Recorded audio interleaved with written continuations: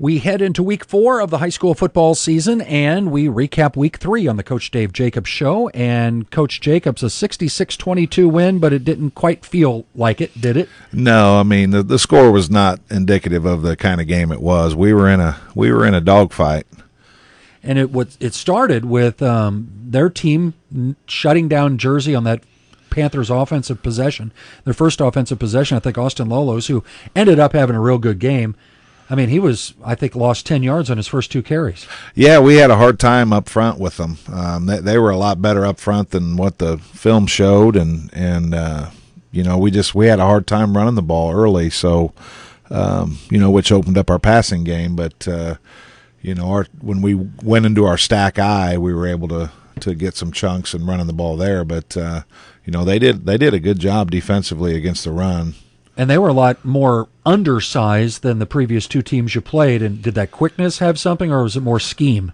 It was, it really wasn't the scheme. It was just, I mean, they went hard up front. I mean, that number 63, he was tough for us to handle. He's probably one of the best kids we've faced so far, and we just had some miscommunications on the O-line, not only in the run game but also in pass protection a couple times, and that's what film's for, and hopefully the kids got it straightened out so we can have a good week this week. Mount Zion scored on their first offensive series, and they just went right down the field. Yeah, they were excited. I told our kids, I mean, they're kind of a desperate team, and they're going to pull out all the stops, and they switched uniforms right before they came out. They came out in them camo reds, and Coach is doing a good job with them as far as, his no huddle, and, as the quarterback's pretty good, and they were excited, to be at home and in those new unis, and they took momentum early. The Panthers did score 38 straight points, and it seemed like Billy really never got into a rhythm, and there were some big plays made by the offense, particularly on the first scoring play. It was a 4th down, and Billy found Kyle Obertino in the back of the end zone on a perfectly thrown ball, and Kyle had to make a great catch.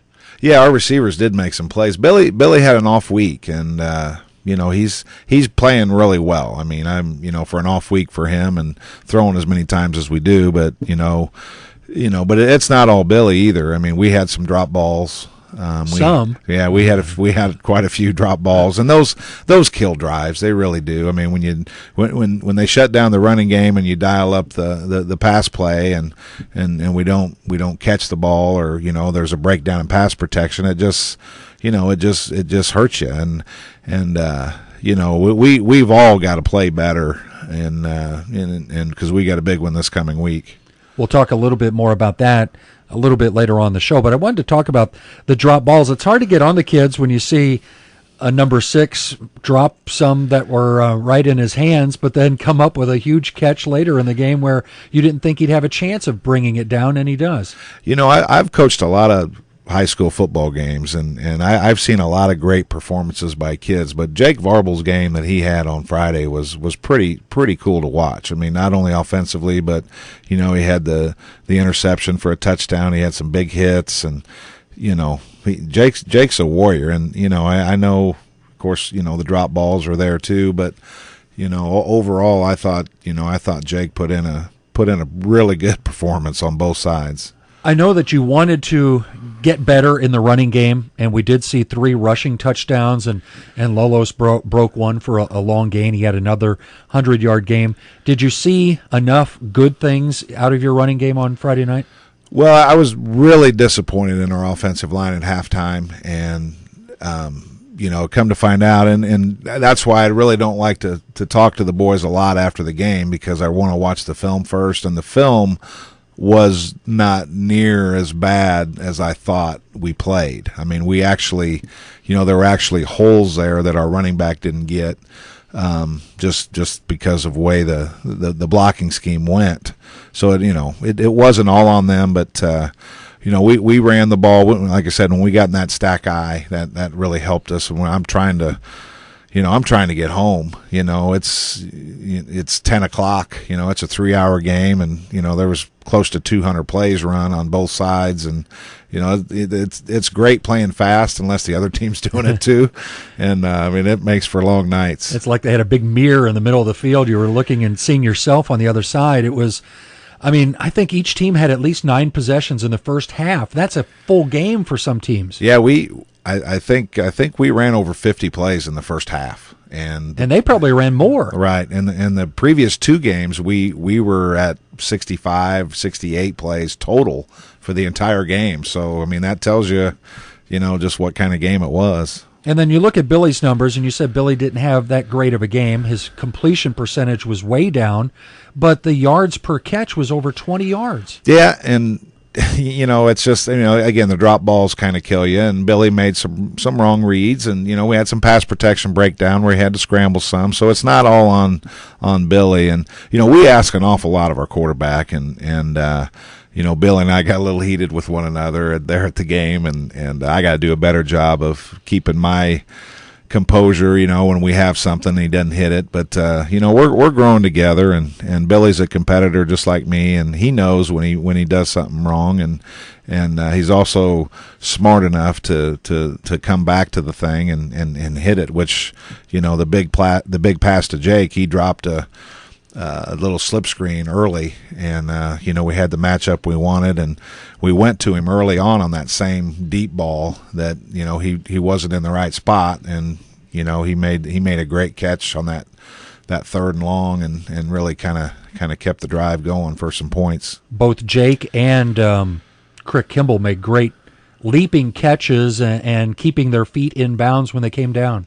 Yeah, and like I said, we've got kids that can play, and it's just Billy's job just to get it to them, and they got to catch it. Those drop balls and penalties kill drives. They really do, and it was just one of them games where we weren't. We scored 66 points, but we weren't clicking like we can click. The penalties, 9 penalties for 91 yards, and many of them were holding calls. And first 2 weeks, I can maybe think of 1 or 2 holding calls a game. And that had a lot to do with them up front. They were out hustling us. Or we weren't moving our feet. And when you don't move your feet, when you're blocking somebody, you're going to hold them. And that was painfully obvious on the film.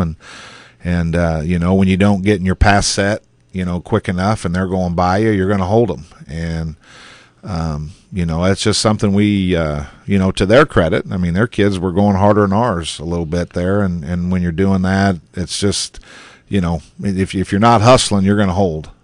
There was also a couple of instances in the game where there were major penalties assessed. I'll talk about the one for Mount Zion first. They had too many men on the field. Their coach calls a timeout when the extra player came off the sidelines. He must have used a curse word right in front of an official, and he got flagged. It cost the team 15 yards, and instead of going for it on a manageable play, they were forced to punt. And I don't want to say that was a turning point in the game because it was a wide margin at that point, but that really hurt their team. Do you talk to the players and have them to control? I know they've got to play emotionally, but it's just one word that can cost your team. Yeah, and their coach is a competitor too, and he's trying to win, and he knew the importance of that drive, and you have 12 kids out there, and I don't know what happened for them, but I guess he did say something inappropriate. I don't know if it was to the official or not, but he did get flagged, and that was that was good for us. But we do talk to our kids, and normally, we play hard, but I don't see us doing anything dirty or the holding penalties. That stuff will happen if the other guy's better than you and you're not hustling. But we really try to keep the penalties down. There was a little bit of a skirmish late in the game, little pushing and shoving, and I guess that's also part of the game somewhat, especially if somebody feels that they received a cheap shot. I don't want to get in particulars, but do you try to calm them down? Do you have a member of your coaching staff that his duty is to maybe talk to the players a little bit? Well, we tell our guys in situations, when the game's competitive and things are heating up a little bit, we want everybody at the pile, getting everybody out. And we're not to talk to the other team or And I mean, the old cliche, they always see the second guy. They don't see what happens first. And if you retaliate, they're going to see that. And our kids understand the rule that if you get ejected, you're going to be out the next game too. So that the punishment hopefully will keep us from losing our temper. Before we talk about the Highland Bulldogs, I wanted to bring our listeners up to speed on this past week as far as other teams from the Mississippi Valley Conference. When people look at the results, they might not quite understand just the background. Highland wins big, but their opponents have only won one game after three.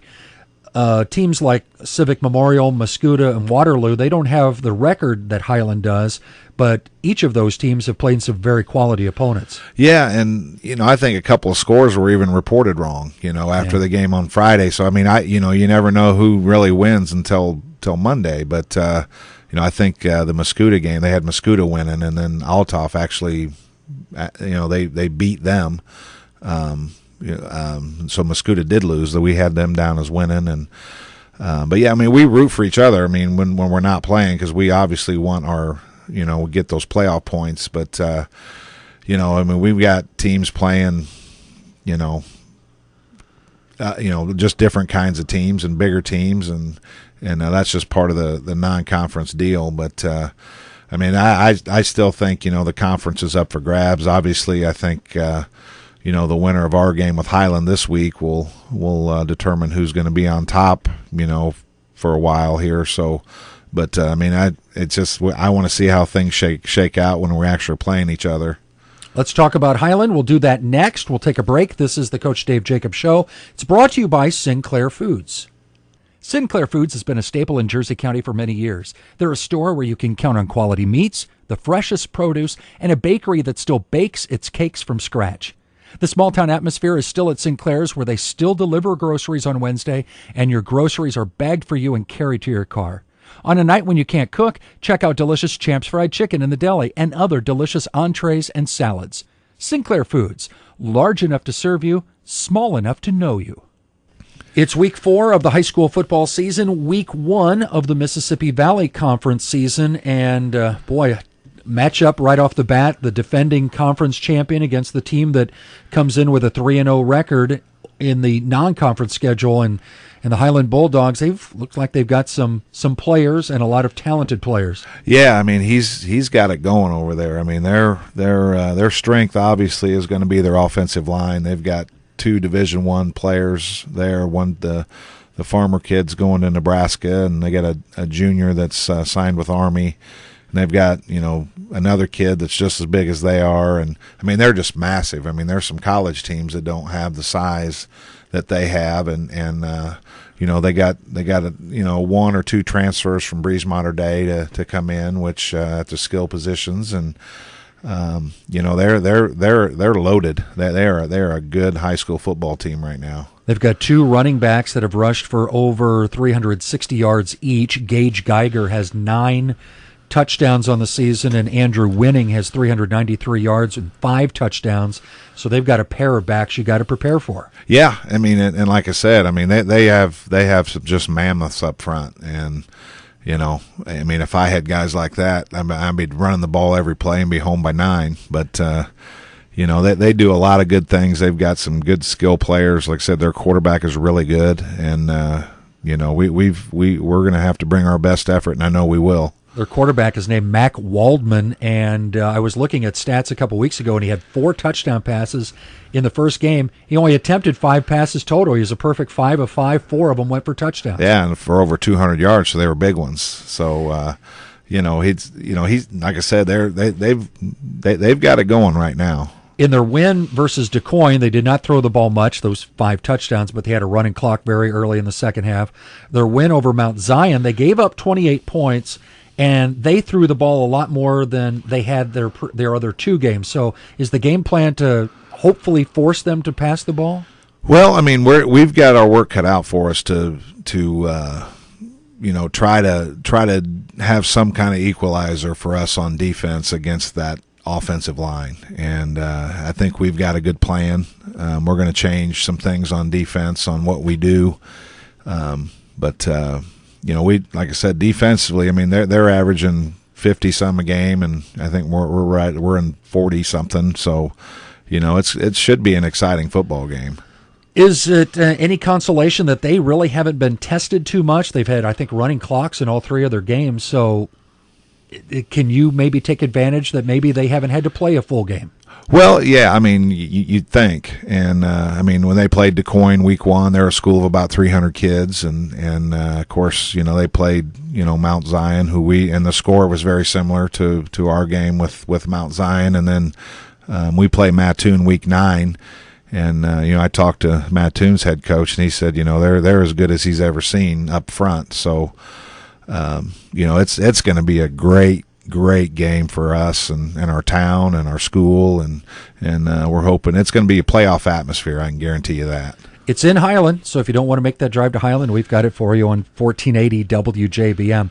Before we talk about something else, I do want to talk about something else. I wanted to make sure that the kicking game gets mentioned. A lot of people don't mention the kicking game, and I know that Austin Isringhausen tied another school record, but I knew that a lot of people would look beyond what Nathan Scott did, and I tell you what Nathan Scott did went a long ways in making the Panthers successful Friday night. I was very pleased with all of our special teams. I mean, I especially our kickoff coverage, as you mentioned. Nathan was getting the ball up and off the tee and placing it where we wanted, and where we could pin them down, and that was just huge. I mean, our kickoff coverage was excellent, I thought. We pinned them inside the 25 a few times, and when that team's out there a lot, that's a good thing for us. That means we're scoring. But, our field goals were good. Our punt coverage was good. Our kickoff return, we had one for a touchdown at opening kickoff of the third quarter. We really we really emphasize special teams. It's not just something that, we make special teams special. I mean, we emphasize them, and it's not something that we, try to get a kid some playing time, or we're going to have our best guys out there, and it really shined for us last Friday. I was extremely pleased with that part of our game. It's often a part of game that gets so overlooked, especially by the casual fan, but just watching Nathan Scott get, like you said, a lot of air under the ball, placement, near the sideline, and not quite going out of bounds. And I mean, it was just, you can't do it any better. Right, and that's something that we work on. And Mondays, we really emphasize our fundamentals and special teams, and we talk about all that stuff. And the film shows, it's about field position and making the offense, go as far as they possibly have to go, and hopefully they'll make mistakes along the way and get the ball back. So, our kids are buying into that. And when you've got a game like the one coming up versus Highland, it is little things like field position, penalties, and cutting down on mistakes that could be the difference in the game. It's week 4, but it's going to feel like week 10 in a playoff atmosphere in Highland on Friday night. Good luck, Coach. Thank you, and we're hoping we got a good crowd from Jersey coming to watch us, because I really think our boys are gonna rise up to this challenge, and I'm excited for the game myself. So I bet you there will be a good crowd, because it's not quite the 2.5-hour drive to Mount Zion. So Jersey and Highland Friday night, and it's right here on 1480 WJBM. This has been the Coach Dave Jacobs Show, brought to you by Sinclair Foods.